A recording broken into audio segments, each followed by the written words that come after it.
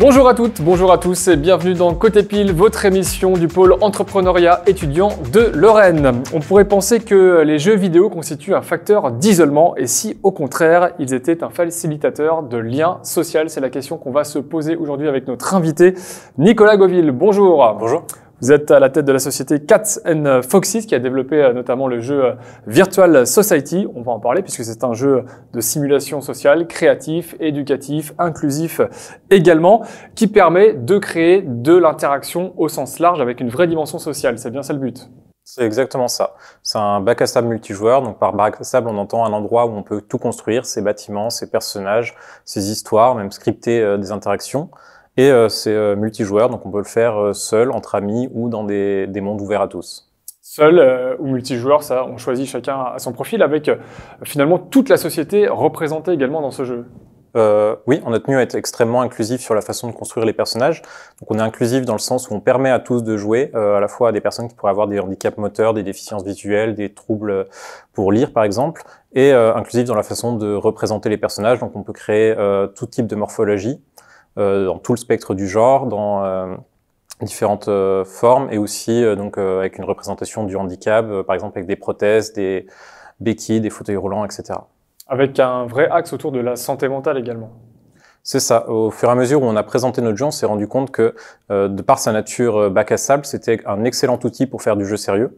La plupart du temps, les sociétés qui ont recours au jeu sérieux le font avec des jeux qui sont figés. Là, on a un outil qui permet de recréer sur mesure des expériences. Ce qui est extrêmement utile, par exemple, pour tout ce qui est des troubles du spectre autistique, des phobies, de l'anxiété et de l'isolement. Alors, ce jeu vidéo, c'est l'aboutissement de longues années de réflexion. Vous avez eu l'idée il y a bien longtemps maintenant, ça s'est développé, ça a changé, ça s'est adapté bien sûr. C'était un peu votre rêve d'enfant finalement de lancer votre propre jeu vidéo il y a bien longtemps. D'ailleurs, ça a commencé quand cette idée-là? C'est ça, c'était vraiment un rêve d'enfance de créer donc un bac à sable où chacun pouvait créer son monde et le faire avec ses amis. Et ça a évolué donc au moment du premier confinement. C'est là qu'on a eu cette vraie volonté de créer du lien social au travers du jeu vidéo. Et depuis, au fur et à mesure qu'on l'a montré sur des salons, etc., on a de plus en plus pris conscience du besoin qu'il y avait et auquel on pouvait répondre côté santé. Quand vous dites « on », c'est parce que vous êtes une équipe de 3 personnes à temps plein, mais vous êtes 6 au total dans l'aventure? C'est ça. Donc l'équipe a grandi petit à petit avec Jenny qui a rejoint l'équipe au moment du premier confinement et où on a pris conscience qu'on voulait vraiment se lancer dans ce projet.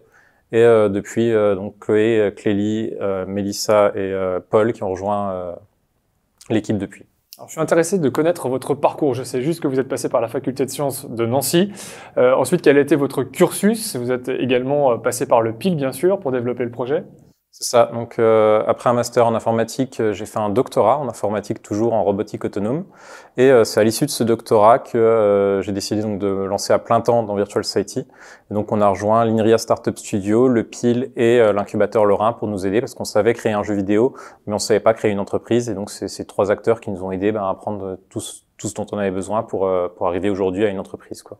Quel a été l'impact du monde de la recherche finalement dans la mise en place de Virtual Society? Vous avez évidemment travaillé peut-être avec des laboratoires déjà ou c'est en cours? Alors c'est ça, à l'issue de nos thèses, évidemment, on avait un pied dans la recherche et un pied dans le monde de l'entrepreneuriat avec les 3 acteurs que j'ai mentionnés. On a toujours aujourd'hui Clélie dans l'équipe qui est une doctorante avec le 2LPN. Et de par notre volonté de rester un outil pour la santé, il faut évidemment continuer de travailler avec des chercheurs. Et c'est pour ça qu'on espère nouer des partenariats avec différents laboratoires de recherche pour continuer à valider scientifiquement nos expériences et renforcer du coup tout ce qu'on peut faire pour la santé mentale de nos utilisateurs. Donc notamment en sciences cognitives avec le laboratoire 2LPN, vous êtes en train de travailler, en tout cas d'essayer de mettre en place des choses pour travailler ensemble prochainement, c'est ça? C'est ça, on aimerait construire un partenariat avec eux et continuer nos échanges avec INRIA et les autres acteurs du domaine. Allez, je précise également pour être complet que vous avez obtenu votre diplôme universitaire d'étudiant entrepreneur donc à l'IAE de Metz. Alors on l'a dit, équipe développée, maintenant quels sont les prochains grands moments qui concernent le développement du jeu?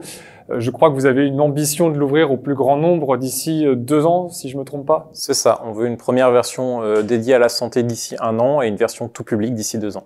Très bien, des beaux objectifs. En tout cas, on vous souhaite tout le meilleur, Nicolas. Merci d'être venu sur ce plateau pour nous en parler. Merci. Et je vous dis à très bientôt. Je vous souhaite à tous une bonne continuation et je vous dis à bientôt pour un nouvel épisode de Côté Pile.